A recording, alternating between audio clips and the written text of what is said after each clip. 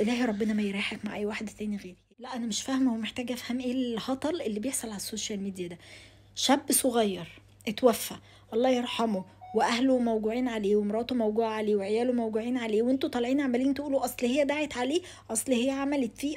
دعت عليه، دعت عليه. اي واحده بتحب واحد وتعرف ان في حد بيوقع بينهم وهيبقى في واحده مكانهم، هتقول له الهي ربنا ما يريحك مع اي واحده تاني غيري. هي عملت ايه؟ هي ما كفرتش. وبعدين الدعوه ما بتغيرش قدر. واحنا عندنا مثل مصري معروف، اشوفه في مقبره وما اشوفوش في حضن مرأة، بس باللغة العامية يعني. هي عملت ايه؟ هي لو ما بتحبوش مش هتطلع تقول كده على العلن يعني. واحدة كانت عايشة مبسوطة ومرتاحة، وفي سنة ابنها يضيع منها وبالطريقة البشعة دي، وجوزها يضيع منها، محدش يطلع يقول اصل هو كان بعيد عنها، او هما منفصلين، او هما شبه منفصلين، او حتى لو 100 منفصلين. ده انت لو جارك شاب صغير وكويس اتوفى هتزعل عليه، ما بالك بأبو ولادها، باللي بتحبه، بعشرة عمرها. انتوا بتتكلموا في ايه؟ يعني انا مش فاهمه من امتى بقينا احنا بالقذاره وبالسفاله وبقله الادب وبالتطاول. حتى حرمه الموتى ما بقيتوش تعملوا لها حساب. الناس موجوعه، الناس موجوعه. كان في مشاكل بينها وبين اهله ايا كان داخلياتهم ايه، بس ما فيش حد فيهم طلع كسبان. يعني امه زعلانه واخواته زعلانين ومراته زعلانه وعياله زعلان، الكل تعبان.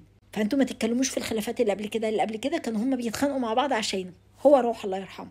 لكن قبل كده كان مين اللي غلطان؟ لا ما نعرفش. احنا نتكلم بقى على اللي لسه عايشين.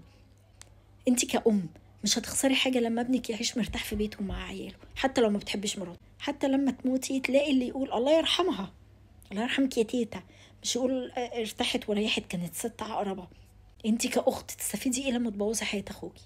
ما انت بتروحي بيتك وكويسة. انا اعرف ناس كده، واحد ولا واحدة يبوظوا حياة اخواتهم وهم بيوتهم عمرانة وزي الفل. انتي كزوجة لما يروح عندهم وهتاخد منه ايد او رجل بتسخنوا عليكي، بس جوزك مش ههطل. ولو هطل خلاص خليه بقى يتكل على الله، وكمان احنا مش ناقصين قرف. واللي يقول اصل هي ابنها ما كانتش زعلانه وبتطلع وبترقص وبتقلع وبتلبس الله اعلم بالناس. بس ايا كانت مفيش ام هتبقى مش زعلانه على ابنها اللي ميت بالطريقه دي. بس مش لازم تطلع تتقهر قدامكم. ما تغركوش المظاهر، اللي بيظهر قدامكم غير الحقيقة. السوشيال ميديا خداعة وكدابة، واللي بيدخل فيها زيادة عن اللزوم بتخطفه وعاملة زي النداهة.